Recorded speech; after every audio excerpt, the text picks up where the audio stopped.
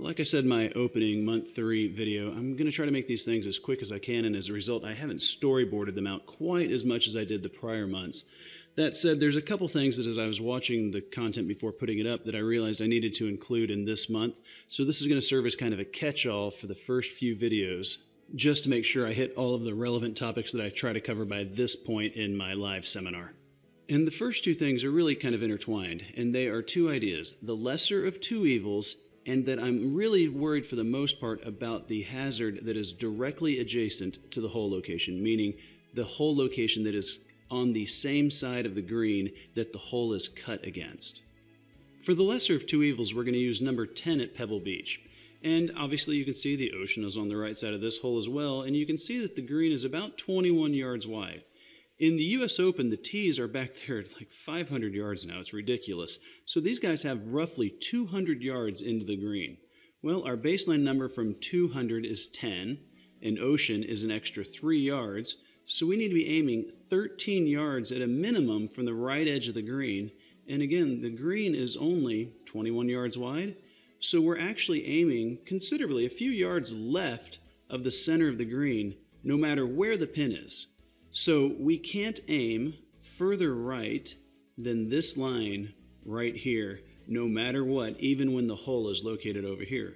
One of the keys to remember is once I bring this into PowerPoint and put an ellipse on this again, remember this green was about 20 yards wide. This is yet again, like number 5 at Pebble Beach was, a little bit over a 30-yard ellipse. Our shot patterns are huge, and one of the keys to course management is trusting that because you're getting really good at practicing in a block format on the range, and you know how to center your shot pattern over your target on the range, now you can come out and visualize that target right here, and you will know, because of your practice habits, you hit about half of your shots right and about half of your shots left. This will allow you to completely commit to your target right here and trust you'll hit some over here accidentally. But the key is you can't, under any circumstances, aim less than 13 yards away from the edge of the green, because you're going to start putting way too many golf shots in the water. Now, back to the same idea of trying to teach a higher handicap player why the math works for them just the same. If I took you and made the shot pattern larger and made you more conservative, you're going to put so many balls over here, and you're going to make a ton of doubles from over here also. It really is, once you kind of reach a certain skill level, course management is pretty generic, and then you just need to improve your physical skills. But the key is the lesser of two evils.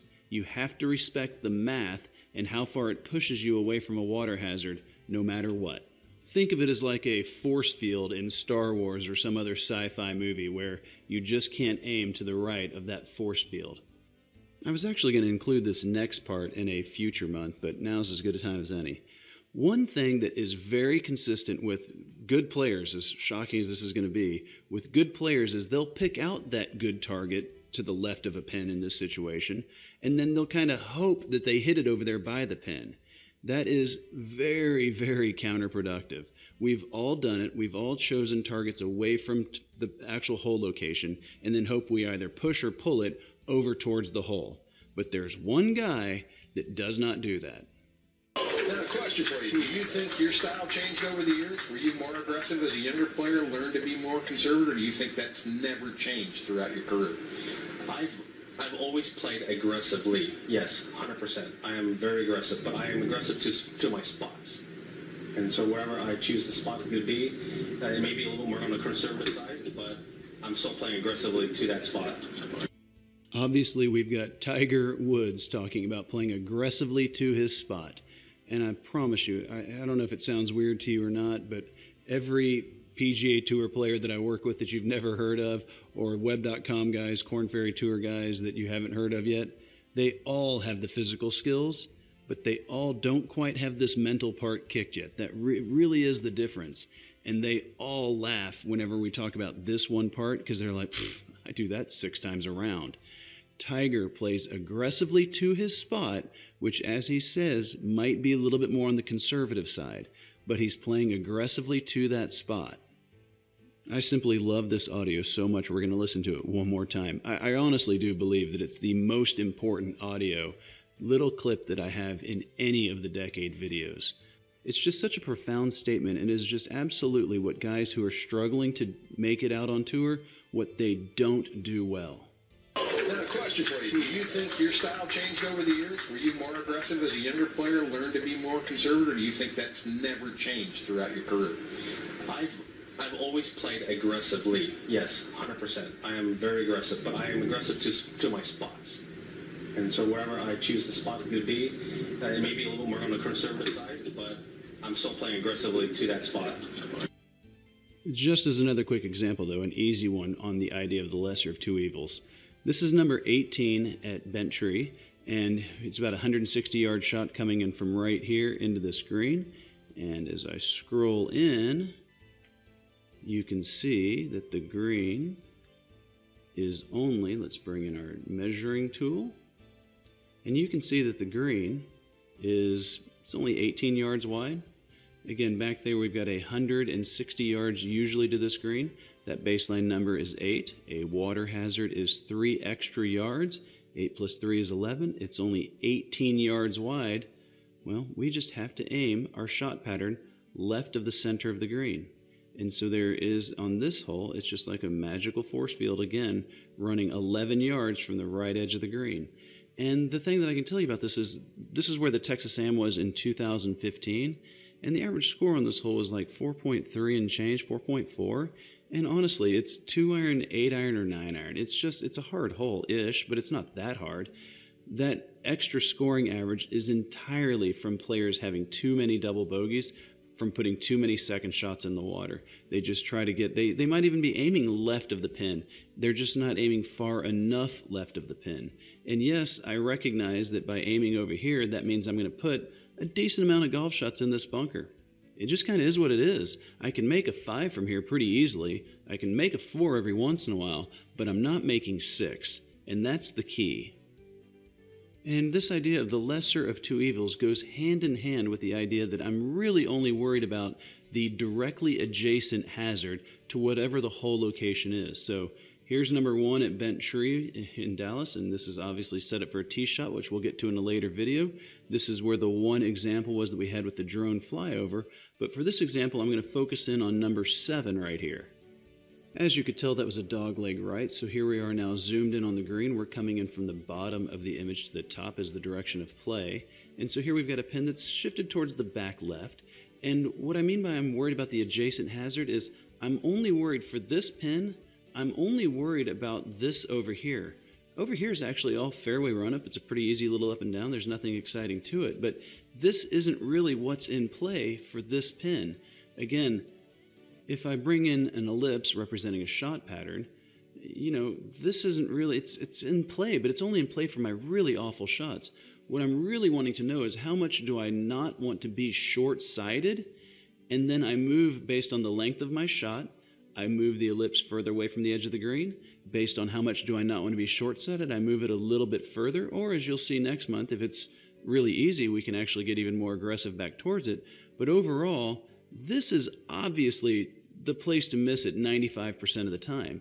But the only way we create that is by shifting our shot pattern towards it, but we can overdo that. This is not optimal because now we've given away all of our birdie putts. We don't want to get more conservative than is necessary. We should miss some greens in regulation. That's what's going to afford us some birdie putts. So even though we're not trying to make birdies, well, we kind of need to make a few every once in a while. So I'm only worried about the hazard that's directly adjacent. Let's pretend now that this pin was over here closer to that area that I was saying was an easy up and down. Well, here's my shot pattern centered over the hole. If I shifted away because of the length of the shot, and then like I say, as you'll see next month, we can actually start subtracting sometimes and bringing it back towards it based on how easy this up and down may or may not be. But one key thing to always remember is this up and down might be easier than some other up and down, but it's almost always easier to be putting than it is to be chipping from anywhere. Because remember, you have to consider the entire shot pattern of each possible outcome to make a decision which one is mathematically correct. And the one last thing that I wanted to include in this catch-all video was, remember this example right here, our target was 5 yards right of this pin, and just like I say you can use the flag stick for perspective as to how far the pin is from the edge of the green, I also think it's a good idea to use the length of the flag stick for perspective on how far you need to be aiming towards the middle of the green. So in this situation right here, we need to be aiming 5 yards right of the pin, which again, the pin is roughly 2.5 yards long.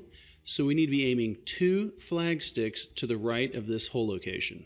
And from there, I tell people that I want them to find the most obvious thing that isn't the hole location to look at. So in this situation right here, one of these 2 trees in the background would be a perfect target for you to center your shot pattern over. And the reason I say the most obvious thing that isn't the hole is I don't want there to be any hesitation during your pre-shot routine as you're addressing the ball and your eyes are coming up to the target.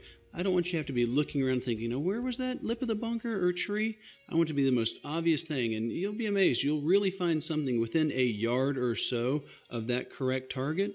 Use that. We're trying to get you really pretty darn close to the exact target, the mathematically correct target, and from there I want your pre-shot routine to be absolutely seamless. And the last thing that I always use this slide to talk about in my live seminar is, again, this is my target, and I want to center my shot pattern over this target to where half my shots are left of it and half my shots are right of it. Again, just like Tiger said earlier in this video, I'm going to play aggressively to that spot. And will I magically have some good looks at birdie from the left side of my shot pattern? I sure will. And I'll also be over here on the right side of my shot pattern about half the time, where I'll just be trying to 2-putt for par. But remember, this example was from 140 yards in the fairway. From the fairway at 140 yards on the PGA Tour, the average score is 2.91 strokes to hole out.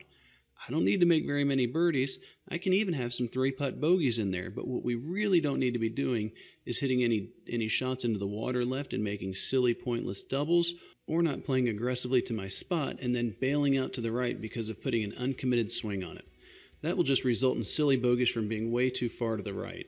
This is the same reason we don't need to aim even further right as a less experienced player. We've already chosen a target far enough to the right based on the length of the shot and the water hazard on the left, so now we just need to pick our target and play aggressively to it. You can honestly somewhat just forget the water's even there. It's all been taken into consideration already. Well, that does it for the few things that I wanted to catch up that I had missed in the prior videos. Now we're going to move on to a couple other things that I want to teach you in month 3 to prepare you for month 4.